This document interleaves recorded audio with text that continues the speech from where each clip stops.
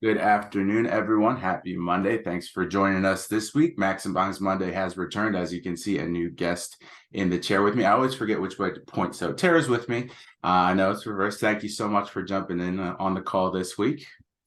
Yay, I'm happy to be here. Thanks for having me. Of course, of course. Looking forward to chatting with you about what it is you do, your content creation, everything like that. So I know that'll be key advice for a lot of people, and we'll break that down in a little bit. But if you've watched the show, we typically start out with the what's motivating us, what goals we have, wins we have. So I'll go first this week.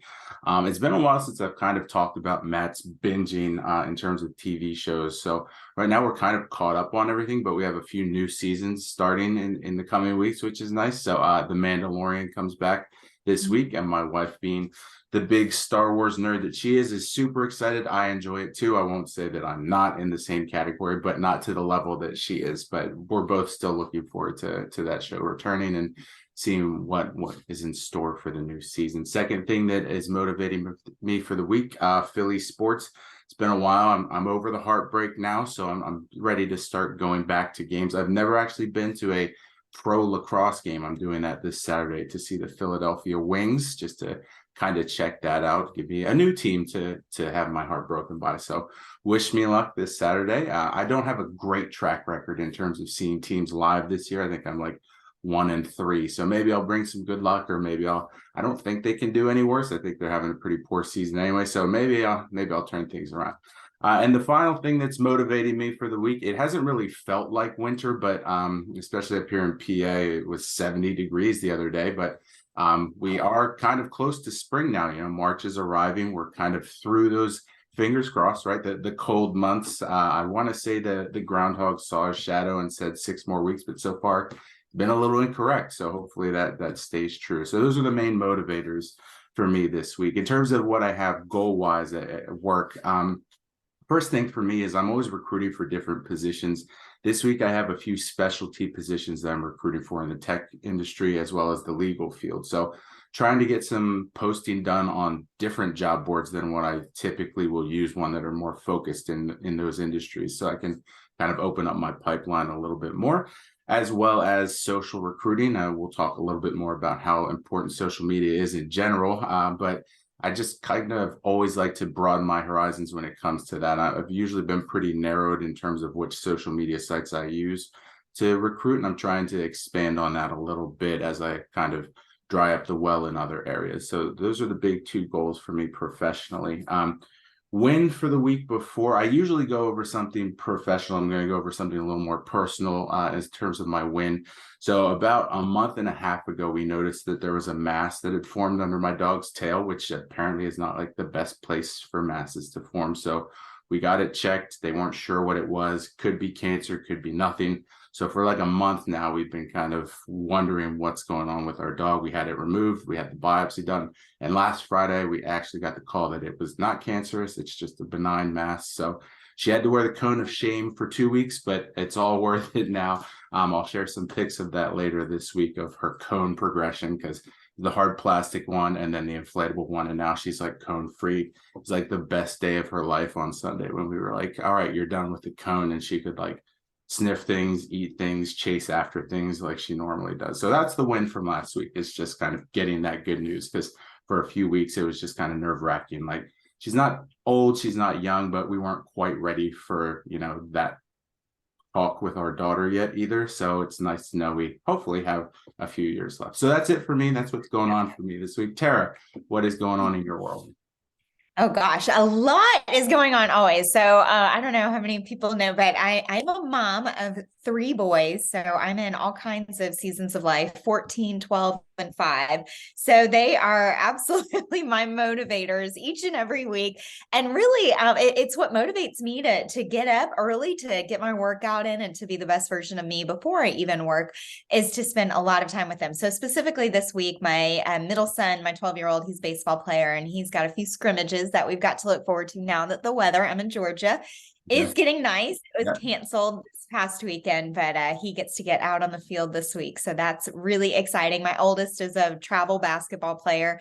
So he had an excellent showcase yesterday, but is working really hard this week to make his travel teams Under Armour teams. So we find out pretty soon. And so my nights are full and weekends are full with kid time and boy time. And then, of course, Practices. getting all the time I can. Yeah, with my 5-year-old, because I also have a little pre-K one. So they are motivating me. But kind of to your point of TV shows, I just started. I know I've been under a rock, but I just started watching Outer Banks. So I am so excited. I love movies and TV shows, and just it's how I just love to sit and decompress, and because I'm always on the go. So anytime I can find a really fun show, and my kids are really into it, at least the older ones. Yes. So being able to just do something as a family that we can all just kind of enjoy and suspend belief for a little bit is a lot of fun, and it motivates me to keep going. And then otherwise, just like you too, we've got spring break. Our trip is booked. We go to the same place every year in Florida, and it is my happy place. So T minus about 4.5 weeks until we pack up and go to the beach for a week. So that is motivating me to get spring break ready and to Right. make sure I don't miss a workout Yeah. specifically, and eating a little healthier and trying to rein that in, because it is getting warmer out, and it just, I just feel better when I do. So that's what's motivating me. And then I guess goals wise. So goals, I have a lot of irons in the fire right now, work wise. So I'm trying to finish up a fun guide and some other resources that are coming out specifically in the personal branding LinkedIn sphere.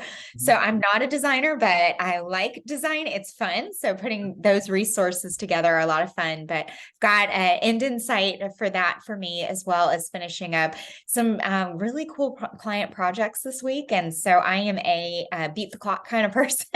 So I was an editor and I love deadlines. So I love getting just getting up and getting stuff done, and making sure that, I'm delivering the best quality possible for my clients, but then also spending time in my community with LinkedIn and doing all of that. So those are my goals, is to make sure that I stay on track with all of my things that I love to complete and do, and just be able to get all that done so that my nights and evenings are free to spend with my boys and spend with them. And then I guess, gosh, a big win that I've had recently is reimagining my workshop and reimagining some of the ways that I'm helping clients lately. And so I've been working with a coach and some writing, and really helping me, which is so funny because it's like the writer needs always can use writing help. And what I have found is to be the best leader that I can be is not only delegating my weaknesses, but delegating my strengths, and something that I have a tendency to kind of control and hold on to, which is writing, and instead allowing someone else to come in and breathe some fresh life into some things is really getting me super excited. So I think that's a big win, is just letting go of, I don't want to say my control, but letting someone else into the process of things that I typically try to kind of hold tight to. That's been a really big week. And it's proving already to be a fantastic decision. Awesome. So a lot going on for you, and kind of one of the reasons I reached out to you. And if people follow you, they probably know that you're big on content creation management. So what initially got you interested in that? You had mentioned you were an editor before, so it's still focused on content heavy, but what made you want to pivot to be more on the creative side of things?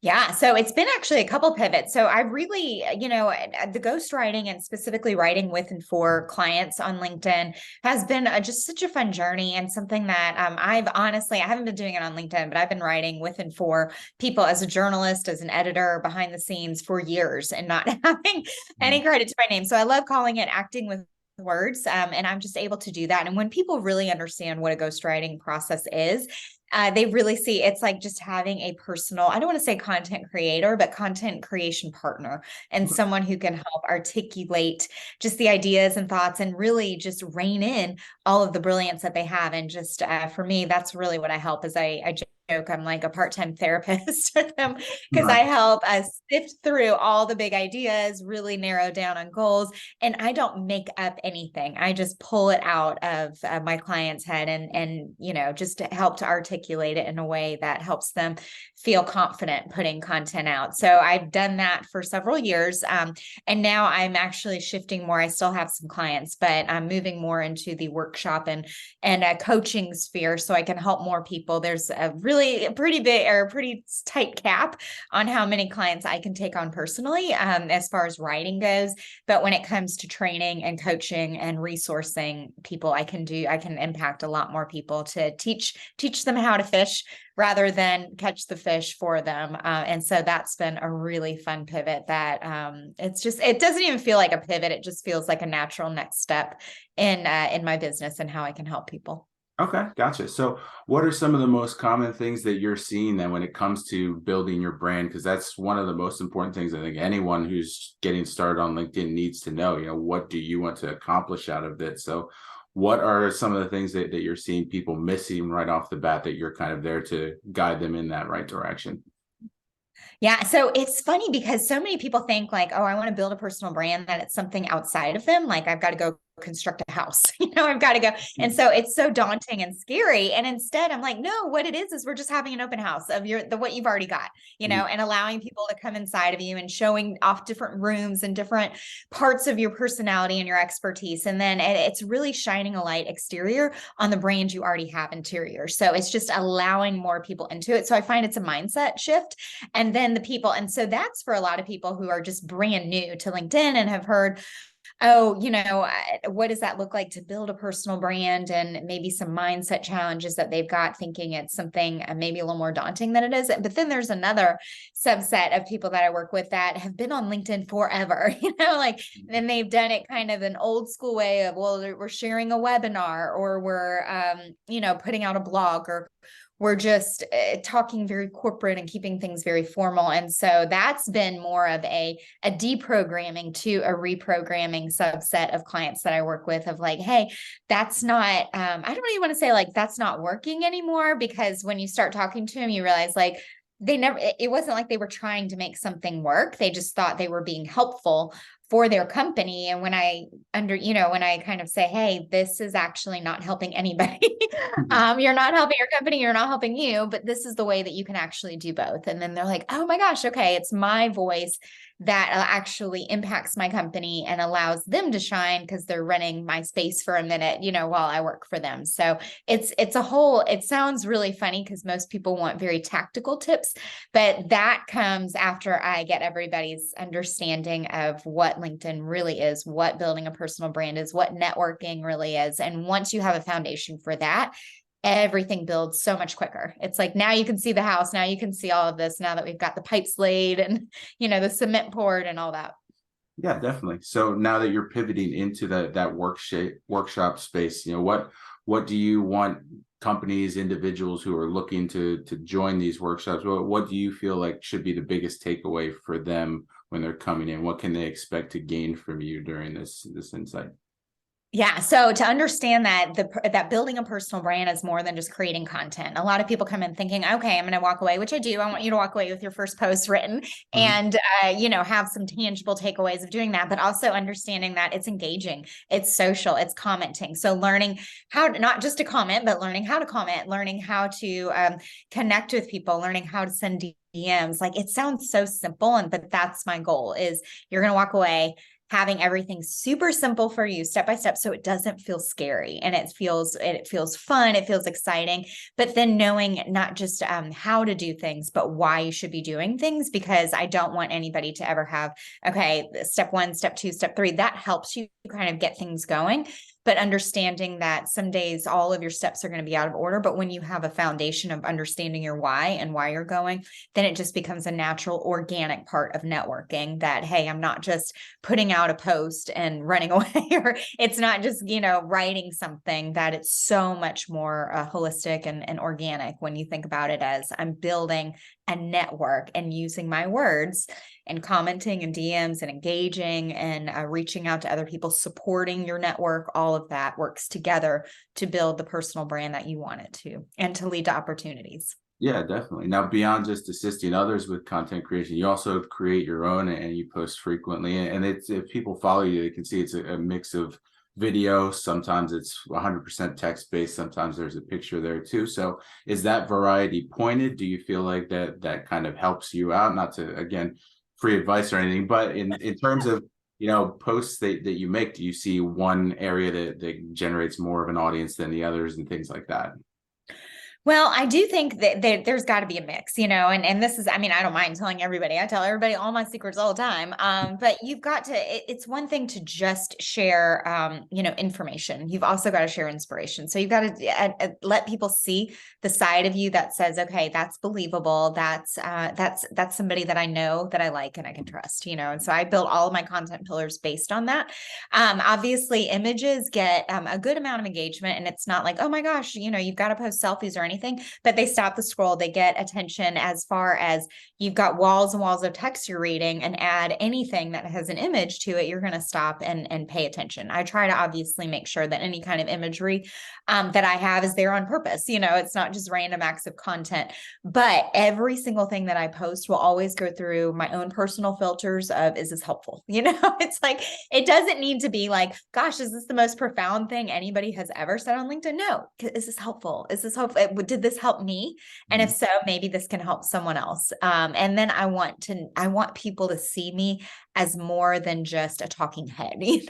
I want people to feel like they can reach out to me, that they know more about me, that they know what makes me tick, that they want to see a more personal side of me, because the personal and the professional absolutely intertwine with me. And they're both extremely important parts of me. So I don't mind sharing all of that, because I do think that that's what makes my professional advice and work actually more trustworthy, when you can see the person behind it. Yeah, definitely. So then last question I'll have for you, and if you followed my page for some time, I try to do a lot for transitioning teachers, transitioning educators. So I transitioned from education to recruiting. And when I started, I wasn't using LinkedIn at all. I think it took me like 2-3 years to really figure out what to do on LinkedIn. So now I see how beneficial it is. And so for you, free advice again, as someone's transitioning from education to the professional industry outside of the classroom, it's overwhelming at first, for sure. So what would you say is the biggest key piece of advice you can give to anyone that's just starting their page and looking to transition into an entirely new industry? Yeah, well, it depends obviously what they want to transition to. If it's a tech space, I mean, there is a lot of resources out there. I have a lot of friends who have done that kind of transition, and I would just say, find other teachers who have been through what you've been through, a step ahead, and I know that there are groups and there's ways that you can go, but you don't want to feel alone. Like, that is the biggest thing, is that doing anything scary. I mean, obviously you can dive into get your profile up to date, connect with decision makers. I mean, all of those things, again, are super important. And yes, but I feel like if you start there, you kind of miss the beauty of LinkedIn, which is really understanding that it's so great to have a community, and to truly build a community of people who have been exactly where you have been. And maybe they're one step ahead, maybe they're half step ahead, maybe they too just transition, or thinking about transitioning from being a teacher, into whatever is next for them. So I would find those who you emulate, who are just that like hair step ahead of your journey, and get to know them, send them DMs, ask for it. And you will find the most supportive people who will be there to support you on your journey and answer questions, give advice. Cause that's really what this is it's not, it's not a one-sided conversation. It's really meant to be a two-sided conversation, and a place you can meet incredible people who can help you. So I would definitely reach out to anybody who's been in your shoes. Awesome. Awesome. Well, Tara, thank you so much. I know your schedule is always busy, so I appreciate you taking some time. Glad we could connect and have you on the show. For more free advice or otherwise, make sure you're following Tara's page, connecting with her. Otherwise, we will see you all next week.